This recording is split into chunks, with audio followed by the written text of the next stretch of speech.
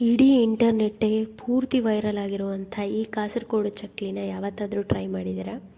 ಇನ್ನೂ ಟ್ರೈ ಮಾಡಿದ್ರೆ ಅಂದರೆ ಖಂಡಿತ ಒಂದು ಸಲ ಟ್ರೈ ಮಾಡಿ. ಬನ್ನಿ, ನಾನು ಯಾವ ರೀತಿ ಈ ಕಾಸರಗೋಡು ಮಸಾಲ ಚಕ್ಲಿನ ಮಾಡ್ಕೊಂಡಿದ್ದೆ ಅಂತ ನಿಮಗೆ ಹೇಳ್ಕೊಡ್ತೀನಿ. ಮೊದಲು ನಾನಿಲ್ಲಿ 1 ಪ್ಯಾಕೆಟ್ ಆಗುವಷ್ಟು ಚಕ್ಲಿನ ತೊಗೊಂಡು ಅದನ್ನು ಕಟ್ ಮಾಡಿ ಒಂದು ಪ್ಲೇಟ್ಗೆ ಅರ್ಧ ಆಗುವಷ್ಟು ಮಾತ್ರ ಚಕ್ಲಿನ ಹಾಕ್ಕೊಳ್ತಾ ಇದ್ದೀನಿ. ನಂತರ ಈ ರೀತಿಯಾಗಿ ಒಂದು ಬ್ಲೆಂಡರ್ ಜಾರ್ನ ತೊಗೊಂಡು ಅದಕ್ಕೆ ಒಂದು 8ರಿಂದ 10 ಖರ್ಜೂರನ ಬೀಜನ ತೆಗೆದುಬಿಟ್ಟು ಹಾಕ್ಕೊಳ್ತಾ ಇದ್ದೀನಿ. ಅದಾದ 1 ಟೇಬಲ್ ಸ್ಪೂನ್ ಆಗುವಷ್ಟು ಖಾರ ಪುಡಿನ ಹಾಕ್ಕೊಳ್ತಾ ಇದ್ದೀನಿ, ಅಚ್ಚ ಖಾರದ ಪುಡಿ ಇದು. ಅದಾದಮೇಲೆ ಒಂದು ಅರ್ಧ ಟೇಬಲ್ ಸ್ಪೂನ್ ಆಗುವಷ್ಟು ಬೆಲ್ಲ ಹಾಕ್ಕೊಂಡಿದ್ದೀನಿ. ನೀವು ಬೆಲ್ಲ ಇಲ್ಲ ಅಂದರೆ ಸಕ್ಕರೆನೂ ಹಾಕ್ಕೋಬೋದು. ನಂತರ ಸ್ವಲ್ಪ ಅರ್ಧ ಟೇಬಲ್ ಸ್ಪೂನ್ ಆಗುವಷ್ಟು ಉಪ್ಪು ಹಾಕ್ಕೊಂಡಿದ್ದೀನಿ. ಉಪ್ಪು ಜಾಸ್ತಿ ಹಾಕ್ಕೋಬೇಡಿ, ಯಾಕಂದರೆ ಚಕ್ಲಿನಲ್ಲಿ ಉಪ್ಪಿನ ಅಂಶ ಸ್ವಲ್ಪ ಇರುತ್ತೆ. ನಂತರ ನಿಂಬೆಹಣ್ಣು ರಸ ಹಾಕ್ಕೊಳ್ತಾ ಇದ್ದೀನಿ. ನಿಂಬೆಹಣ್ಣು ಒಂದು ಅರ್ಧ ಹೋಳಷ್ಟು ನಿಂಬೆಹಣ್ಣು ರಸ ಮಾತ್ರ ಹಾಕ್ಕೊಂಡಿದ್ದೀನಿ.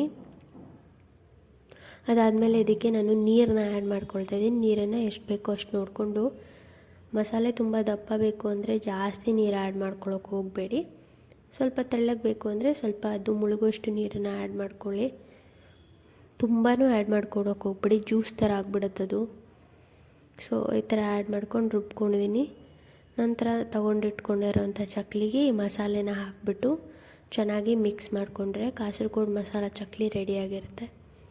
ನೀವು ಖಂಡಿತ ಈ ರೆಸಿಪಿನ ಟ್ರೈ ಮಾಡಿ, ಹೇಗಿತ್ತು ಅಂತ ಕಮೆಂಟ್ ಮಾಡಿ. ಈ ವಿಡಿಯೋ ಇಷ್ಟ ಆದರೆ ಲೈಕ್ ಮಾಡಿ, ಹಾಗೂ ನಮ್ಮ ಚಾನೆಲ್ ಸ್ಪೈಸ್ ರಾಗನ ಸಬ್ಸ್ಕ್ರೈಬ್ ಮಾಡ್ಕೊಳ್ಳಿ. ಇನ್ನಷ್ಟು ಇದೇ ರೀತಿಯಾದಂಥ ಈಸಿ ರೆಸಿಪಿಗಳಿಗಾಗಿ ಚಾನೆಲ್ನ ನೋಡ್ತಾ ಇರೋದನ್ನ ಖಂಡಿತ ಮರಿಬೇಡಿ. ವಿಡಿಯೋ ನೋಡಿದ್ದಕ್ಕಾಗಿ ಧನ್ಯವಾದಗಳು.